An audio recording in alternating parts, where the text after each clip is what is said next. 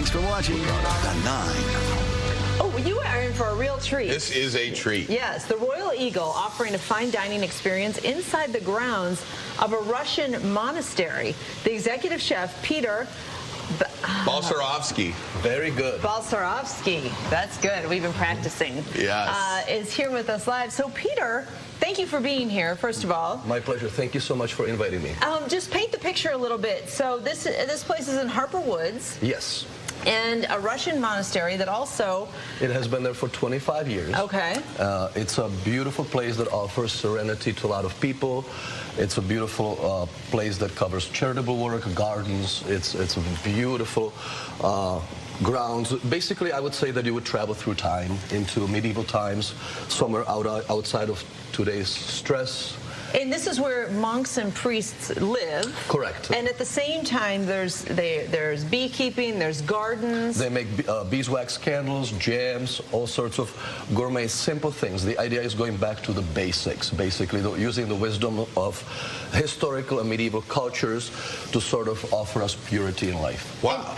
Yeah, it sounds beautiful. Okay, and that's kind of what you brought to us today. So Yes. You're doing a homemade ricotta cheese. I want to show how simple it is. Sometimes these things can be quite intimidating, but it's also good for your wallet, because if you think how much 2 cups of ricotta would be, as opposed to how much is a gallon of milk. So we are looking at, having pure food without preservatives, without the chemistry, something that's fresh, brought to your table we were just talking about that earlier, yes. And I just want to show that basically within 43 minutes, you can accomplish this, where you have a hot boiling milk with a bit of cream. We'll introduce a little bit of a curdling agent. You can use lemon juice, you can use vinegar.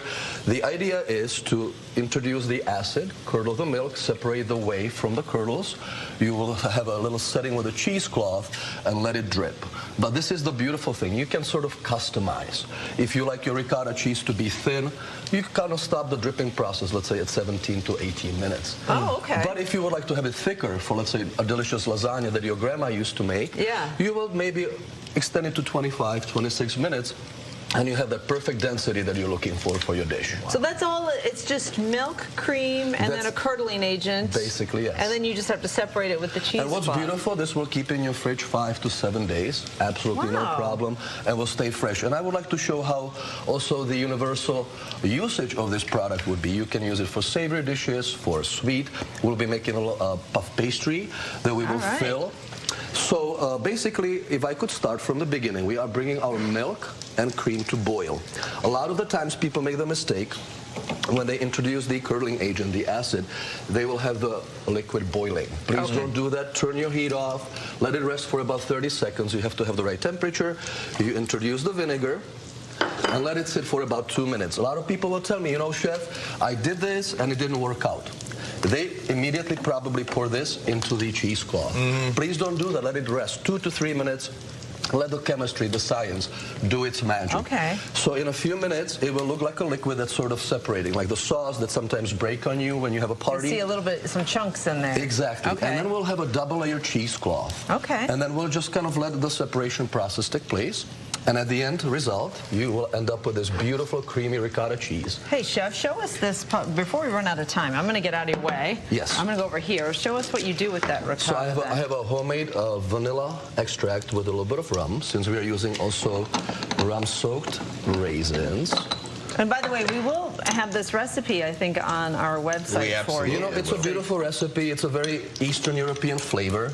And while you're doing that, Chef, sorry to interrupt you, but I know we're going to run out of time. Where do people, well, I guess I can read this, the Royal Eagle.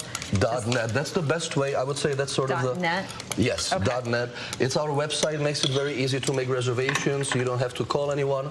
You can just simply log in, choose the month. We have different themes.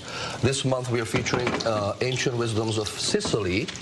So the idea is to sort of show how the past of ancient cultures what you need, Chef? came to Europe through Sicily, from northern Africa, and sort of show these developments. So the pastry basically is a square shell of puff pastry filled with a filling of ricotta cheese, rum-infused raisins, a little bit of vanilla sugar, and goes in the oven. Perfect. Yeah.